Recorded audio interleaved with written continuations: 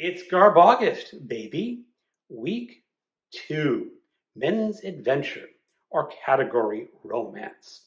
I only read one of those two prompts. Can you guess which one?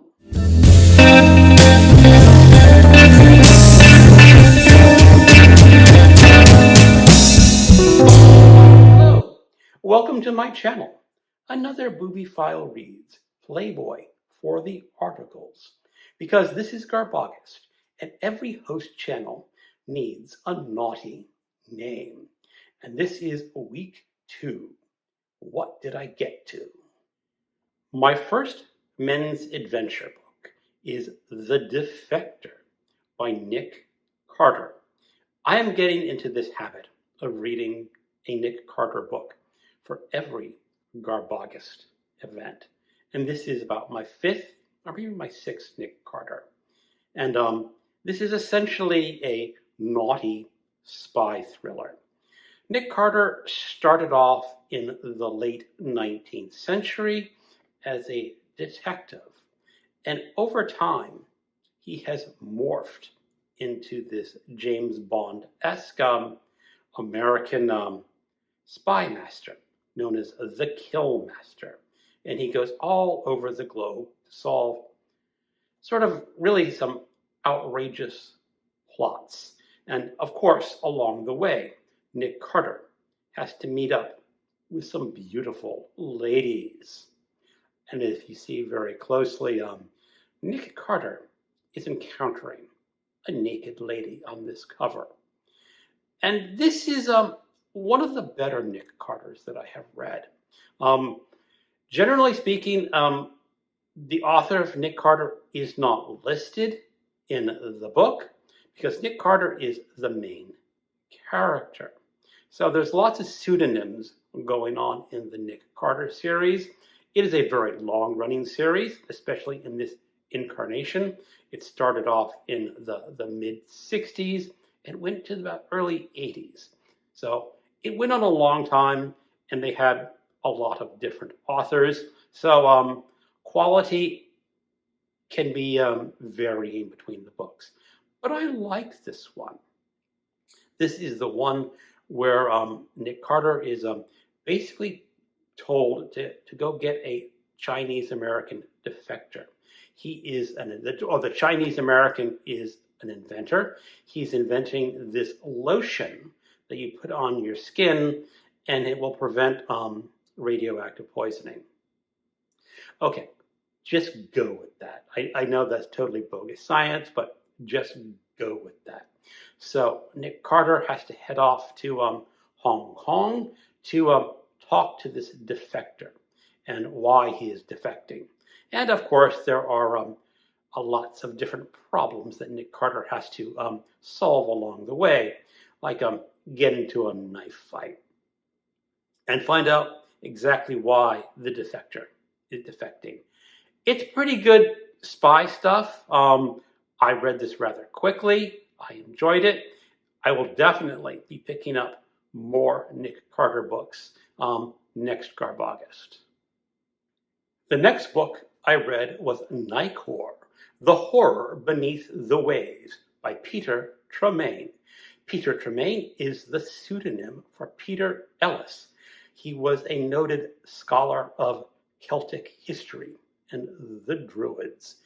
And this is a book set off the coast of Venezuela on a oil drilling platform, one of those platforms in the middle of the sea. And they are trying to break through to a rich oil supply under the waves. They have problems. One of the problems is that there is a killer on the platform.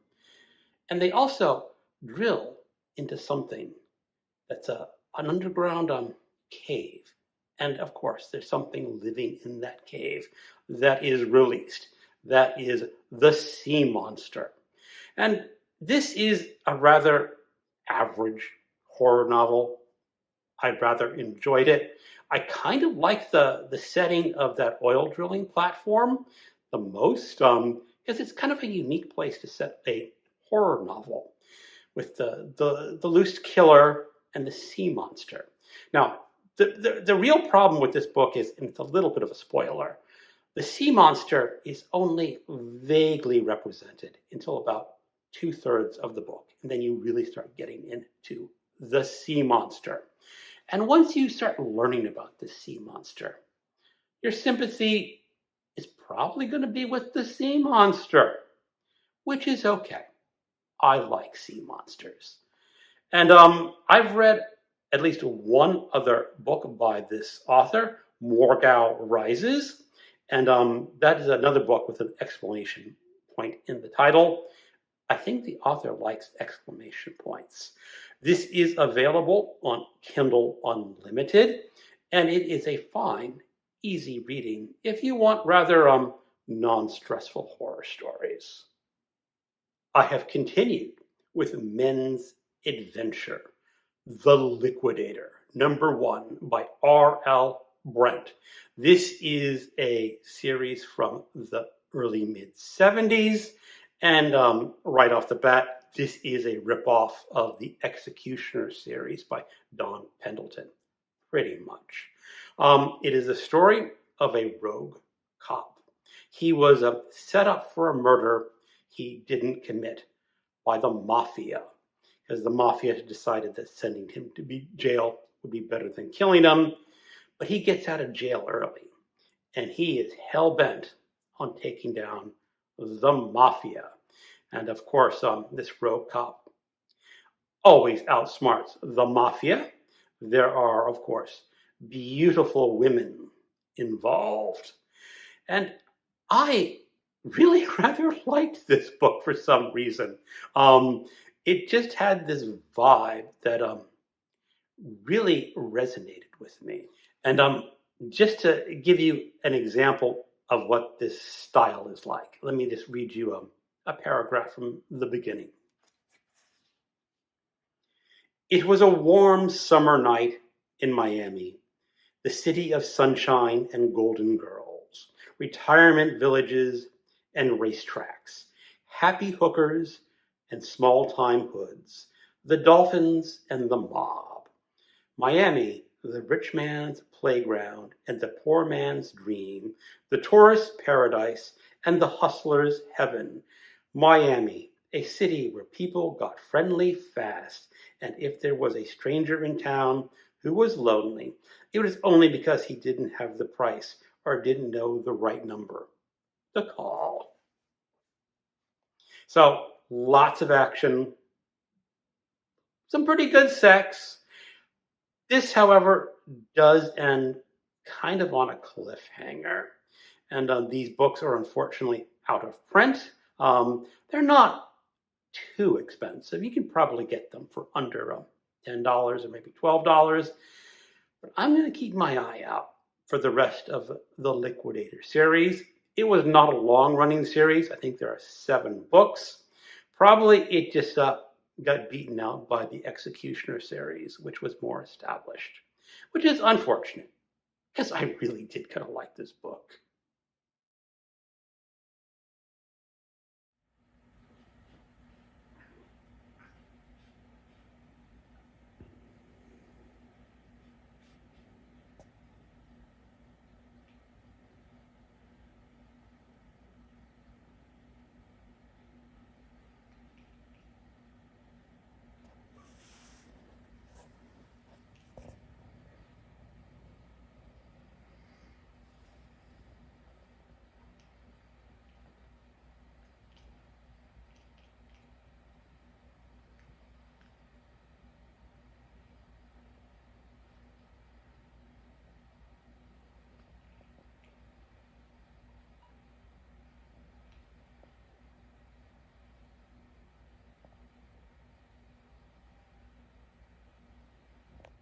The next book I finished was Gwen in Green by Hugh Zachary, a horror novel for the 70s, which I am reading for my 70s horror project.